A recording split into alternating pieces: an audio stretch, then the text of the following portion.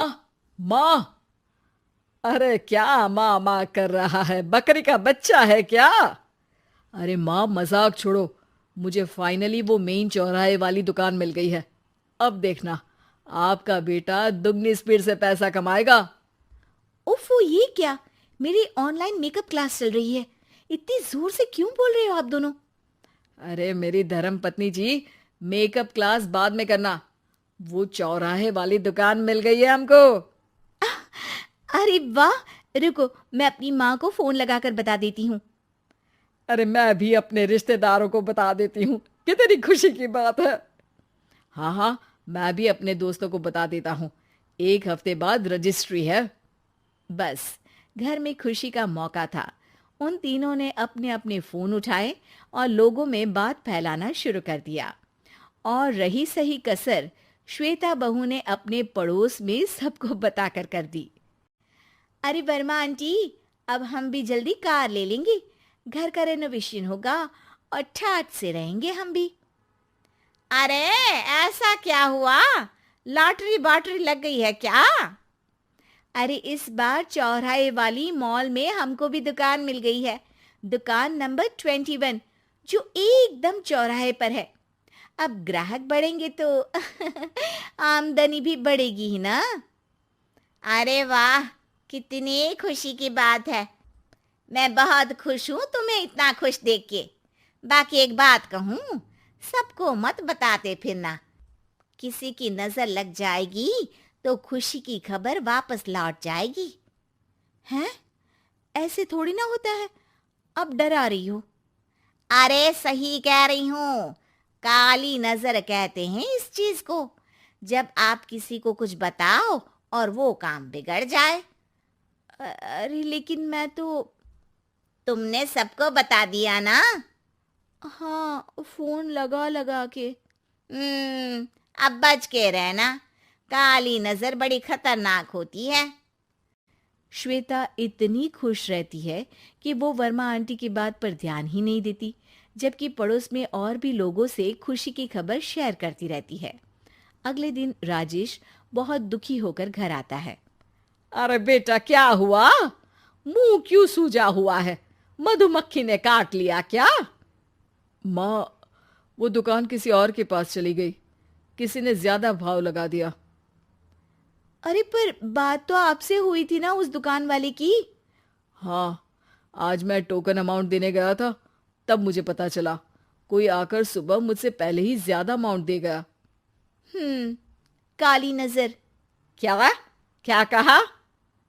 Verma aunty ने समझाया था कि किसी को बताना मत, वरना काली नजर लग जाएगी। अच्छा, तुम्हें उनकी बात मान लेनी चाहिए थी। उनकी बात मान लेती, लेकिन उसके पहले ही सबको बता चुके थे ना हम तीनों। अरे अगली बार से ध्यान रखेंगे। कोई भी नई चीज होगी तो किसी को नहीं बताएंगे। तीनों कुछ दिन ऐसे ही रहते हैं, पर एक दिन श्वेता को एक मेल आता है। राजेश, मेरा ऑनलाइन मेकअप कोर्स कंप्लीट हो गया। अब मैं खुद का पार्लर खोल सकती हूँ। अरे वाह, अपने मोहल्ले में ही खोलते हैं। ये जो घर के सामने दुकान है ना, वहीं। हाँ, यहाँ सस्ती भी मिल जाएगी। अगले दिन श्वेता वर्मा आंटी के पास जाती है, मिठाई का डब्बा लेकर। अरे आओ आओ, कैसे आना हुआ? जोर से नहीं बोलूंगी। वो सामने वाली दुकान है ना, वहां मैं अपनी पार्लर की दुकान खोलने वाली हूँ। उसकी मिठाई है। अरे वाह, बहुत बधाई हो तुमको।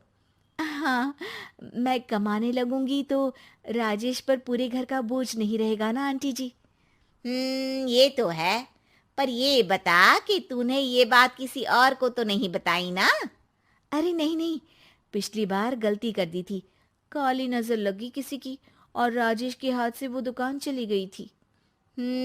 सबको मत बताना। चलो मैं चलती हूँ, कल दुकान की बात करने भी तो जाना है। अगले दिन श्वेता दुकान के लिए मालिक से बात करने जाती है। अरे लेकिन दुकान तो हम कल रात को ही किसी को दे चुके हैं। कल ही? हाँ, कल ही। 2 दिन बाद कोई यहाँ पार्लर भी खोल लेगा। अब कहीं और दुकान देख लीजिए। अरे पर हमको भी तो पार्लर ही खोलना था। हाँ भाई, एक ही दुकान है, आधी आधी तो नहीं दे सकता ना मैं। राजेश और श्वेता घर पर हताश होकर आ जाते हैं। इस बार तो किसी को बताया भी नहीं था, अब किसकी काली नजर लग सकती है। सुनो, तुमने माँ को बताया था क्या? अरे कैसी बात कर रही हो, माँ की नजर थोड़ी ना लगेगी। पक्का तुमने किसी को नहीं बताया था ना? सिर्फ वर्मा आंटी को बताया था, उन्होंने ही मुझे किसी को नहीं बताने को कहा। अरे यार, तुम भी सही हो। मेरी माँ को नहीं बताने को कह रही हो, पर वर्मा आंटी को बताना तुम्हें जरूरी लगा।